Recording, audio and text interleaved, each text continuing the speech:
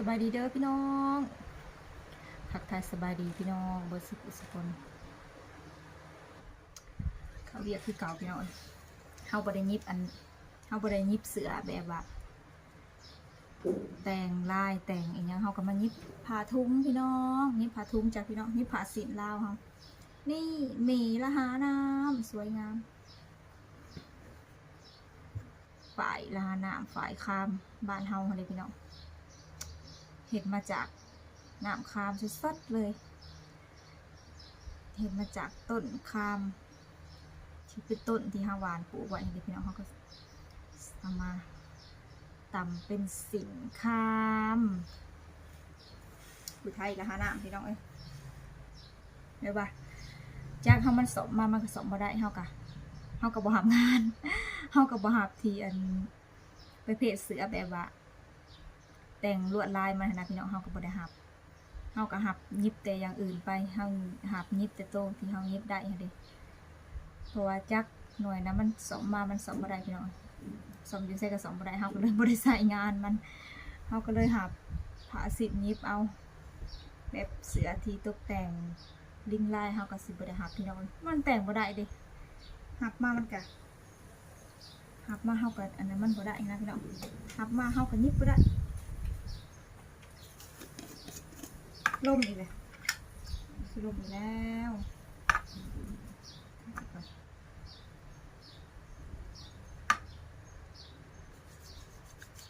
แดดอยู่แดด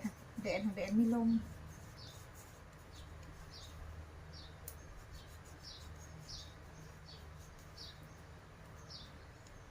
ล่มหักแต่ว่าแดดหอนอยู่นอกมันก็สิบ่หอนก็ได้ปัจจุบันแต่ว่ามาอยู่ในอันมาอยู่ในแล้วมันหอนพี่น้องมันบังลมมันก็เลยหอนทาผิวน้ำมันมากกันแตกพี่น้องท่ากันขึ้นกระทากันเป็นกระทาหน่อไม้เขาเดียวกระทาเคยท่าติดพี่น้องหอมท่าแล้วก็หอมบริเวณผ้า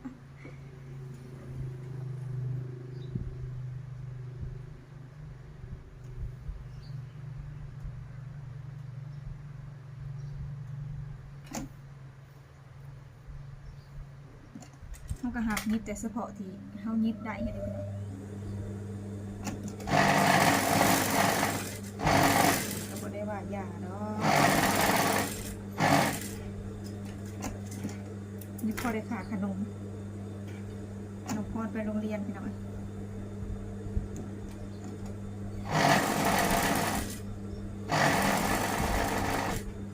ใครก็นั่งอยู่ละล่ะ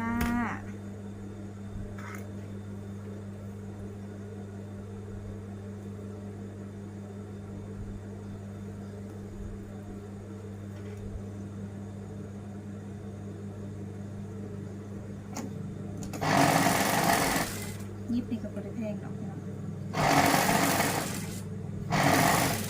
พื้นละ120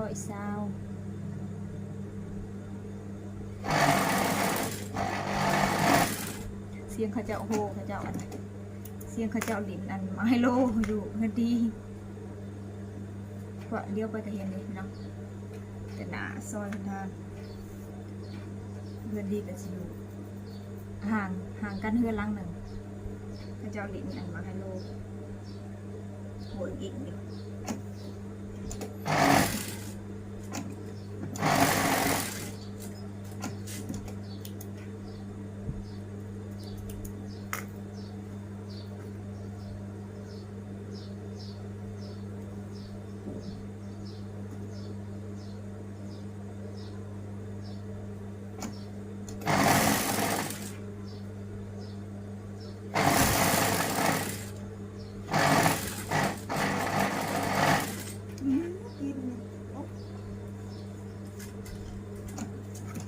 ใส่ล่องว่าแต่ต้องมากัด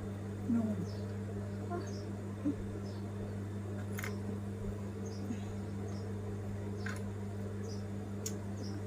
ใส่ าผมยังบ่แห้งพี่น้องเลยบ่ได้มาเลยตึกสึกอยู่นั่นนี่บัด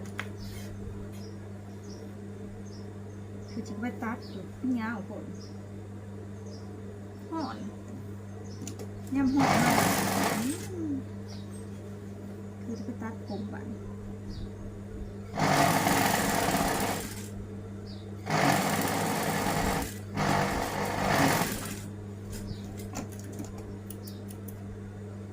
เป็นยังคือพวกเขาเลย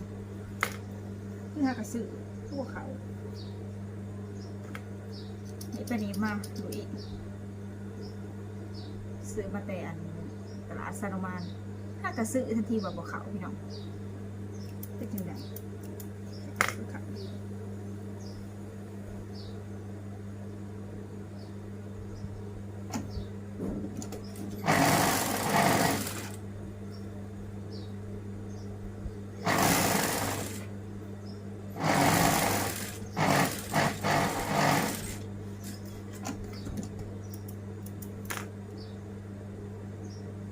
ยิบกีบหาสิ่งพี่น้อง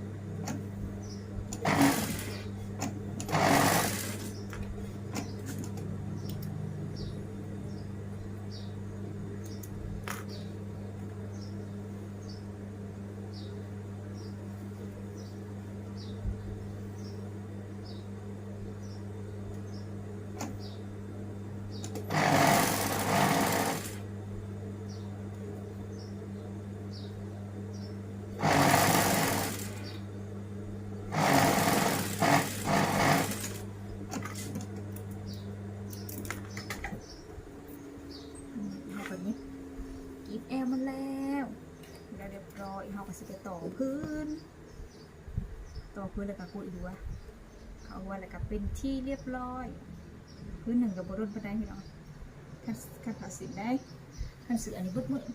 อจึงได้โตขั้นสินมีได้ลายอยู่พี่น้อง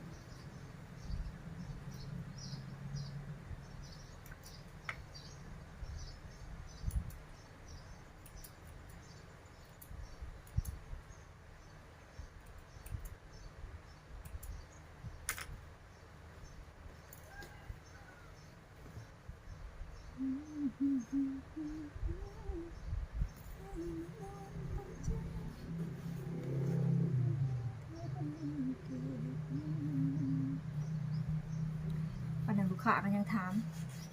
ไปสอนจักมาได้หรือเปล่าจ๊ะมันบ่ได้พี่น้องอันมันบ่ได้เท่ากับวันนี้มันเอาแต่สปอร์ตที่มันได้